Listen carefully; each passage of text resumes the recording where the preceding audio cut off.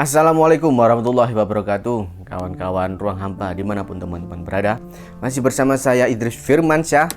Jadi di malam hari ini kita kedatangan tamu, seorang penggiat seni teater, kemudian penggiat alam juga.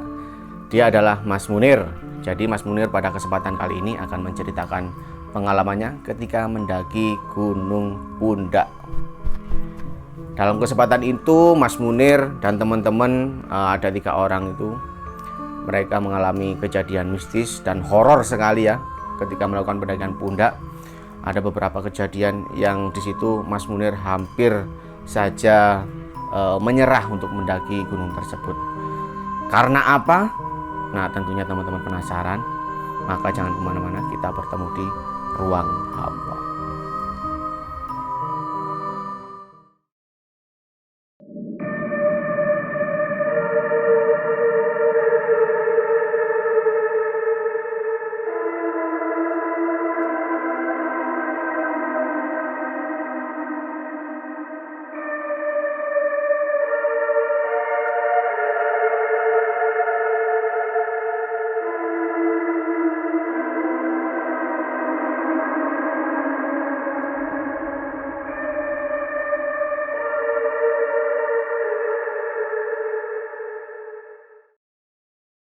Assalamualaikum warahmatullahi wabarakatuh, Mas Munir. Ya, waalaikumsalam warahmatullahi wabarakatuh. Ya Allah, tahu-tahu keren aja ini. Alhamdulillah. Rambutnya kayak ini ya, Belanda ya. Biar kekinian, Mas. Oh, Iya. mantap. Lagi ada apa ini kegiatannya ini? Sekarang cuman sibuk bermain teater aja, Mas. Oh, anak teater ya? Sama kuliah lah. Kalau teater itu berarti main drama-drama gitu, Mas ya? Ya, sejenis itu. Pernah ngalamin sesuatu nggak ketika main drama ya? Sejauh ini sih belum ya. Belum. Iya, belum dan ya. Tapi ada unsur magic atau mistisnya nggak sih kalau teateran itu?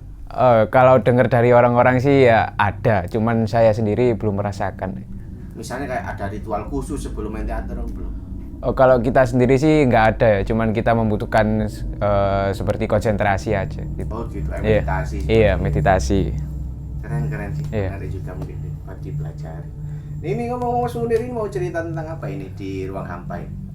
Kali ini saya akan membawakan cerita di tahun 2020. Waktu itu di Gunung Pundak. Oh, pendakian ya? Iya, pendakian di Gunung Pundak. Gunung Pundak itu di Mojokerto? Di Mojokerto. Itu waktu itu kita lewat via Tretes. Iya. Berangkat dari Trowulan. Oh, dari Trowulan? Dari Trowulan. Oh, asli sana, Mas Munir? Iya, asli sana. Kebetulan ya kita mendaki dengan teman-teman sekampung juga. Oke, menarik sekali. Mungkin ya Gunung Pundak mungkin belum banyak cerita ya dari teman-teman channel YouTube horor yang lainnya. Mungkin bisa ini mungkin diceritakan langsung mungkin, Mas Munir, daripada penasaran kita. Siap. Ini dimulai dari 2020, tepatnya bulan, kalau nggak salah bulan September. Waktu itu masih pandemi ya. Jadi kita registrasinya masih online semua. Kita berangkat itu 4 orang, 3 orang cowok dan 1 orang cewek. Sebut saja namanya A, B, dan C lah. Kita sudah registrasi segala macam, persyaratan sudah lengkap, tinggal berangkat aja. Berangkat dari rumah itu jam kalau nggak salah habis asar jam 4:30 lah. Itu dari rumah berjalan ke Tretes, sampai sana jam 6 karena kita santai banget berangkatnya. Registrasi lanjutannya dari registrasi online tadi di base camp segala macam. Dan sebenarnya itu kita tuh cuma berangkat 3 orang, Mas. Tapi ada 1 orang teman kita cewek yang tiba-tiba mendadak ingin ikut. Jadi kita terpaksa 1 orang itu offline di tempat. Dan ya alhamdulillah boleh oleh petugas di sana. Setelah melengkapi semua dokumen dan disetujui, kita nggak langsung daki, Mas, waktu itu. Jadi kita istirahat dulu, kita santai-santai karena emang rencananya dari awal itu kita start pendakian pengennya teman-teman itu di atas jam 12, Mas. Oh, trekking malam. Iya. Karena kan kita ya Gunung Pundak kan nggak terlalu tinggi ya. Jadi kita supaya tidak terlalu jauh dari sunset lah. Gitu. Sunset atau sunrise? Sunrise, iya. Itu. Kita istirahat dulu, makan, terus tidur sebentar buat mengisi energi lah. Waktu itu jam 11 kita bangun semua, kita packing persiapan barang-barang, dicek semua lagi buat keamanan Mas ya. Lalu sekitar jam setengah 1 kita start pendakian, kita sudah berdoa segala macam, sudah ngisi energi. Kita mulai dengan jalan santai banget ya. Kalau biasanya estimasinya di Gunung Pundak itu kan 3 jam ya, 3 jaman gitu. Waktu itu kita sampai molor, sampai di puncak itu jam berapa ya? Setengah 6 ya. Setengah 6 baru sampai di puncak ya. Karena terlalu santai mungkin ya. Itu. Untuk mistisnya sendiri di Gunung Pundak ini belum banyak ya, mungkin belum banyak yang cerita ya. Karena kan jarang banget kita menemukan horor di Gunung Pundak ya. Tapi waktu itu entah ketepaan atau gimana gitu. Setelah kita lewat dari pos 1 kan ada kayak pohon tumbang gitu, besar banget gitu. Jadi kalau kita lewat situ tuh harus nunduk dulu. Terus habis pohon besar tuh ada kayak kotak buat penampungan sumber air gitu Mas. Ya, kita rehat-rehat dulu sebentar di situ. Itu udah kayak kerasa hawa yang nggak enak gitu. Biasanya kan kalau malam itu dingin gitu. Itu nggak anyep gitu, angetnya tuh anyep gitu Mas. Jadi ya kita mikirnya positif lah, mungkin perkara cuaca atau gimana. Kita lanjut perjalanan ke pos 2. Ke pos 2 itu kan untuk jalannya setapak dan kanan kirinya itu banyak semak-semak sebenarnya. Semak-semak kanan kiri dan cukup tinggi ya. Mungkin sekitar sebahu ini semak-semaknya sendiri itu. Terus mulai dari situ tuh udah kayak kerasa kanan kiri ini ada yang ngeliatin, terus di belakang ini kayak ada yang ngikutin juga Mas. Jadi kayak kedengaran suara ngikutin kayak jejak kaki gitu Mas di belakangnya, serak gitu, seperti itu. Nah, sebelum sampai di pos 2 ini kan kebetulan yang bawa headlamp cuma 2 orang. Itu temanku 1 sama aku. Jadi aku di belakang sendiri dan temanku yang bawa headlamp tadi di depan. Aku yang paling belakang ini ngerasa kayak ada yang ngikutin gitu. Ya otomatis kan noleh ke belakang Mas ya. Noleh ke belakang dan kan kalau kita noleh ke belakang dan jalurnya itu menanjak, kita kan otomatis nolehnya ke bawah gitu ya. Jadi penglihatan itu ke bawah. Dan itu kelihatan kayak ada sosok putih, tapi dia mengambang gitu, nggak napak di tanah. Dan kelihatan dari rambut sendiri dengkul orang dewasa gitu, segitu. Jadi rambutnya panjang dan jujur saya sendiri nggak berani lihat ke atas ya. Entah bentuknya seperti apa atasnya itu nggak tahu gitu. Itu pas Mas Munir lihat ke belakang gitu. Iya, lihat ke belakang kan dia tuh posisinya mungkin jaraknya sekitar 5 meteran dari saya. Jadi kan kelihatan gitu. Tapi saya tuh lihatnya di bawahnya aja. Jadi mungkin sekitar separuh badan ke bawah. Dan nggak ada kaki. Jadi kayak putih-putih kain cuman agak nerawang gitu Mas. Dia mengambang gitu. Nggak napak tanah. Nggak napak tanah ya. Mungkin bisa jadi itu kunti ya. Iya mungkin. Karena bisa dilihat dari rambutnya sendiri yang panjang terurai gitu. Gimana perasaan Mas Munir pada waktu itu? Takut sih, iya takut Mas. Karena ya saya ngelihatnya tuh kayak aduh ada apa nih, kayak merasa aduh kenapa nih kita kok diikutin gitu ya, kayak deg-degan gitu Mas. Tapi ya nggak berani bilang ke teman-teman karena kan juga bawa cewek juga itu. Nanti kalau bilang malah ada apa-apa, jadi lanjut aja lah. Baca doa sebisanya gitu. Itu sambil waktu itu sambil di dalam hati nih bilang astagfirullah gitu. Spontan bilang gitu terus Mas, sampai ke pos 2 itu. Tapi di pos 2 itu kanan kiri di perjalanan itu kayak ada yang liatin dari samping-samping pohon gitu. Tapi saya nggak berani lihat Mas. Karena udah hawanya udah nggak enak banget, anyep gitu Mas. Itu terus sekitaran jam 2:30-an lah, setelah jam 3 atau jam 2 itu kita sampai di pos 2. Di pos 2 itu sendiri ada kayak gazebo dari kayu. Gazebo dari kayu itu udah kayak gazebo lama gitu, udah tua lah ya. Kalau didudukin bunyi kayak grit gitu. Kita rehat dulu sebentar di situ, masak kopi sambil ngerokok bentar, kira-kira 15 menitan. Tapi di situ nggak ada gangguan sama sekali, cuman ya hawanya aja tetap anyep gitu. Selesai kita istirahat, kita lanjut perjalanan buat naik ke puncaknya langsung.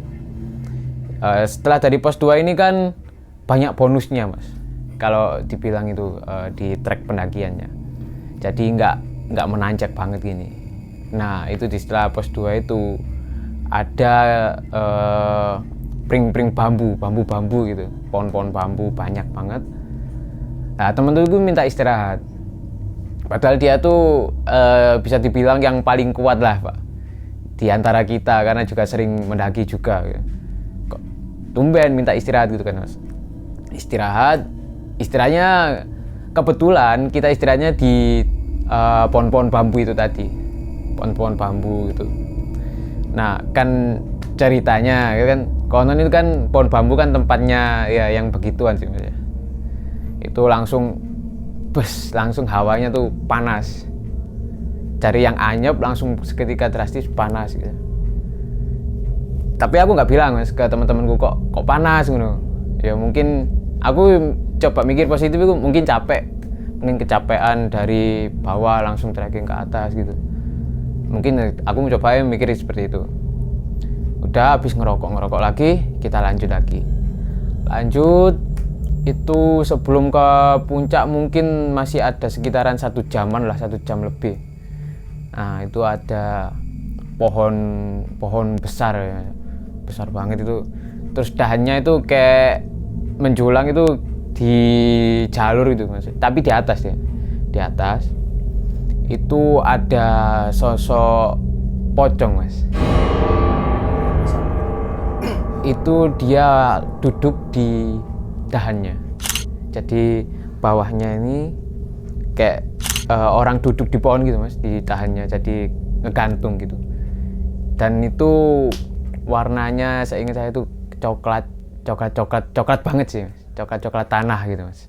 Itu waktu itu kan ya nggak sengaja aja lihat Mas. Kan pakai headlamp tuh sambil lihat ke atas, nggak sengaja lihat ke atas. Ada dia di sana. Jadi dia tuh, dan ya lagi-lagi saya tuh nggak berani lihat langsung ke seluruh tubuhnya. Jadi yang kena headlamp itu dari dada sampai bawah. Tapi posisinya dia tuh kayak gini Mas. Jadi ini kakinya dia ngegantung gini. Gitu. Itu waktu itu aku mikirnya tuh aku aja yang lihat Mas. Ternyata temanku yang depan sendiri juga kelihatan itu.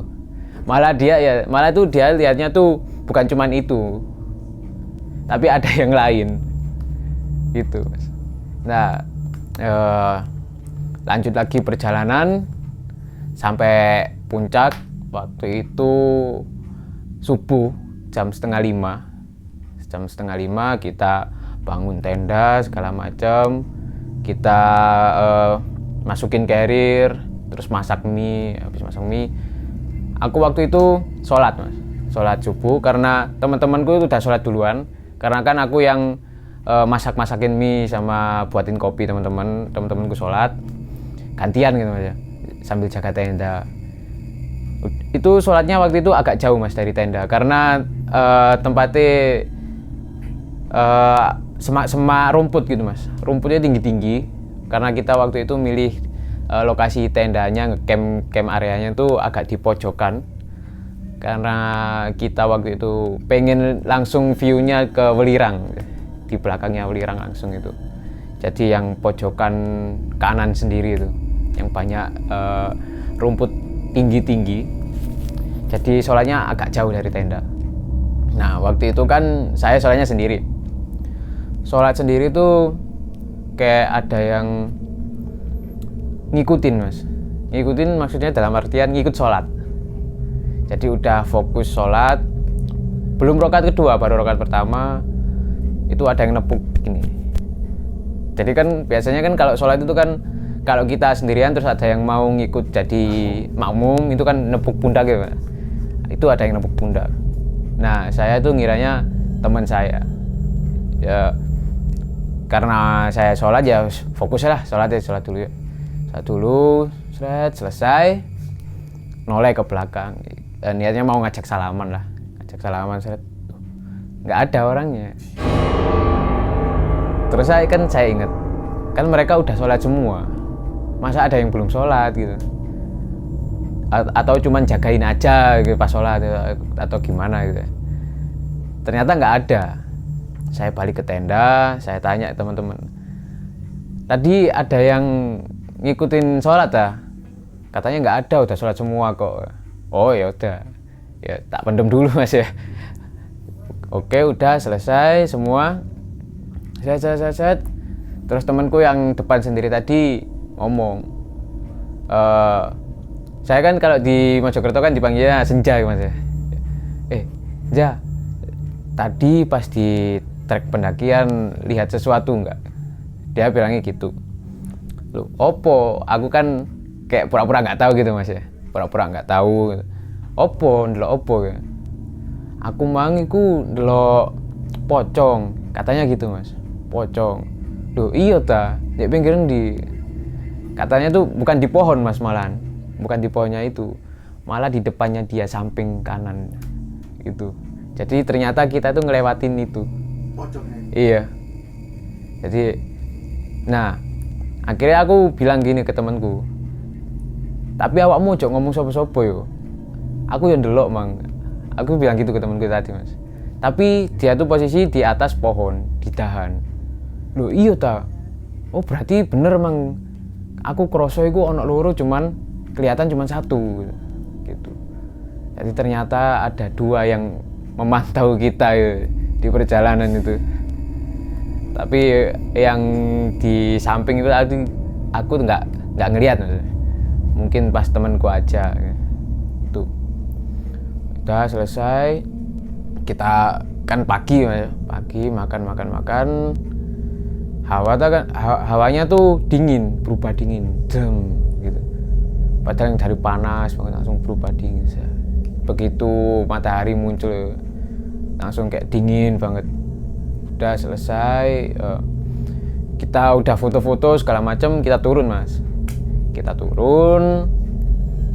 Udahlah, di perjalanan turun itu alhamdulillah nggak ada gangguan. Nah sampai di base camp, aku ceritalah ke teman-temanku tadi mas. Cerita segala macam tentang yang tak rasain tadi sama yang temanku yang di depan tadi. Ternyata ada teman cewekku, dia tuh habis menstruasi mas, habis PMS lah kayak gitu. Dan dia nggak bilang ke teman-teman. Nah kan katanya kalau orang PMS tuh kan gimana ya, kayak pamali lah gitu mas, kayak buat mendaki gunung atau gimana. Nah itu aku ngiranya sih mikirnya, oh mungkin ini dikasih peringatan buat nggak aneh-aneh ya. Karena kita bawa temen cewek yang lagi seperti itu. Dan ya alhamdulillah nggak ada gangguan lagi seperti itu mas. Banyak sekali terornya berarti ya? Iya mas. Ya itu sih baru pertama kali di pundak dapat pengalaman seperti itu. Karena sebelum-sebelumnya juga pernah kan nggak pernah seperti itu. Pertama kali ke puncak langsung disambut dengan Iya. penghuninya. Wih, luar biasa. Itu langsung, waduh, ini bulu kuduk langsung berdiri semua waktu itu, Mas. Tapi memang pada dasarnya semua gunung itu pantangannya sih ya. Rata-rata Iya, emang iya. kalau lagi PMS nggak boleh naik. Mungkin karena orang PMS itu kan mengeluarin darah. Iya, Nah, iya, mungkin darahnya benar. itu kan bau-bau darah Iya. itu yang disukai mereka. Iya, Mungkin mengu- seperti ya. itu sih. Secara logikanya kan seperti itu mungkin ya. Iya. Jadi mungkin tidak disarankan untuk teman-teman yang lagi PMS untuk naik gunung. Mungkin Iya, seperti itu mungkin. ya Mas Iya. Munir ya. Atau mungkin kalau yang pas PMS-nya di gunung itu dibuangnya pembalut ini itu dirapikan lagi. Iya, Seperti itu. yang pasti bawa turun lah ya. Iya, dibawa turun lagi lah, iya. Itu biar menjaga keselamatan diri sendiri lah ibaratnya gitu, Mas. Sama teman-temannya. Iya. Woi, luar biasa Mas Iya. Munir ceritanya. Sampai merinding ketika wah, apa itu? Kain apa kuntilanak melayang, Iya. pocong gelantungan, wah nggak bisa bayangin aku apalagi trek malam gitu ya. Iya, Mas. Oke. Terima kasih Mas Munir. Iya, sama-sama, Mas Munir. Mas Idris. Wih, luar biasa. Tapi nggak kapok kan naik gunung Oh, kan? alhamdulillah nggak kapok. Aman ya? Iya. Nanti bisa kita agendakan lagi. Iya, siap. Tentunya trekking malam. Oke, ya itu emang yang ditunggu-tunggu sebenarnya, Mas, ya. Sensasinya itu. Adrenalinnya kan semakin Iya. Ya udah, terima kasih Mas Munir ya. Iya. Kabar-kabarnya lagi. Siap, Terima siap. kasih. Assalamualaikum warahmatullahi wabarakatuh. Waalaikumsalam warahmatullahi wabarakatuh.